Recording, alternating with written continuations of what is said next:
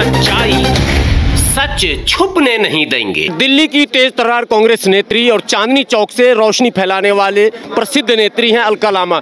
Ma'am, आज इतनी बड़ी रैली आप कर रहे हैं और लगातार महंगाई का मुद्दा बना हुआ है, सदन में भी उठ रहा है, लेकिन लोग कह रहे हैं कि कांग्रेस सड़क पर उस तरह से नहीं लड़ रही है जिस तरह से जब भाजपा विपक्ष में थी तो लड़ती थी। देखिए, विपक्ष लड़ रहा है नहीं लड़ रहा।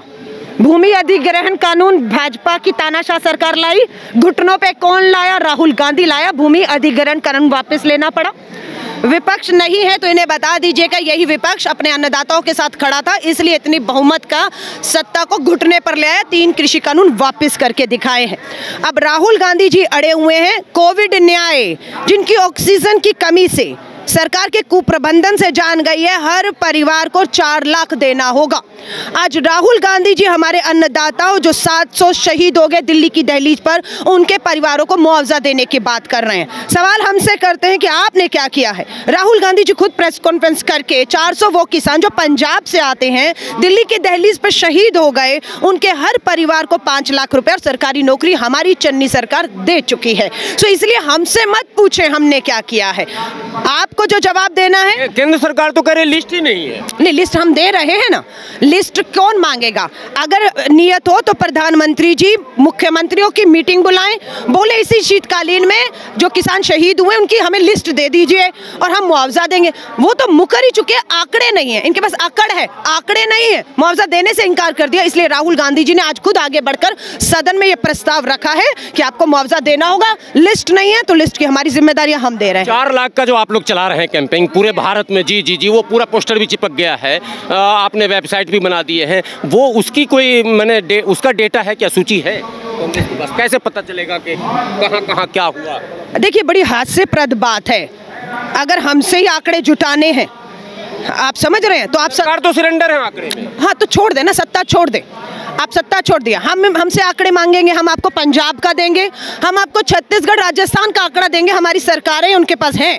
लेकिन बात सिर्फ 3 राज्यों की है या पूरे देश के साथ है? बहती लाशों का फिर क्या? मैं वही कह रही हूँ, कोविड से क्या दिल्ली में ही मौतें हुई, कोविड में गंगा जी में बहते हुए लाशों को हमने देखा है। उनके आंकड़े कौन देगा?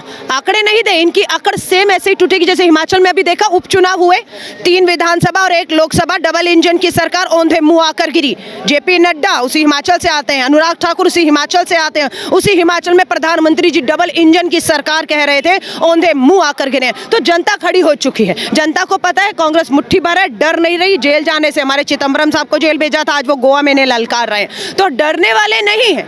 7 साल से आपकी सत्ता, जिन डॉक्टर मनमोहन सिंह जी पर आपने उनकी बेदाग छवि, आरबीआई के गवर्नर रहे, देश के प्रधानमंत्री रहे, उनके ऊपर आपने लगाया 2G 3G कॉल।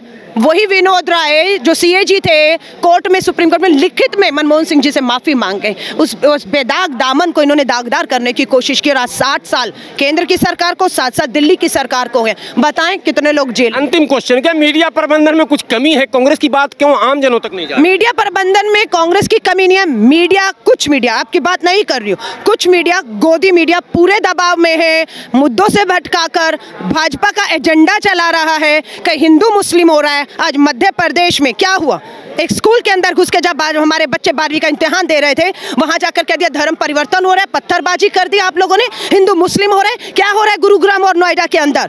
ये धर्म का हमारा संविधान उठाइए, धर्म निरपेक्ष संविधान है, हर एक को अपने धर्म का पालन करने का अधिकार है। और आप कह रहे हैं नमाज नहीं होगी। मैं माफी चाहूंगी, मैं हिंदू हूँ, मुझे खुशी है गुरुग्राम के उन परिवारों में जिन्होंने अपने घर के दरवाजे खोल दिए। मैं उस सिख कौम को सलाम करती हूँ जिन्होंने गुरुद्वारे के घर खोल दी और कहा नमाज वहां होगी। ये है भाईचारा, ये है संविधान। ये थी कांग्रेस की तेज तर्रार नेत्री अलका लामा, जो चांदनी चौक से विधायक रह चुकी हैं। कांग्रेस के एक अच्छे प्रवक्ता कह लें, प्रवक्ता के रूप में इनकी दिल्ली में पहचान है और बेबाक बोलती हैं, लगातार बोलती हैं, हर मुद्दे पर बोलती हैं। पल पल के अपडेट के साथ मैं फिर उपस्थित हूँगा अपने सहयोगी शब्बीर अहमद के साथ। मैं हाफिज गुलाम सरवर, देश की सच्चाई जंतर मंतर।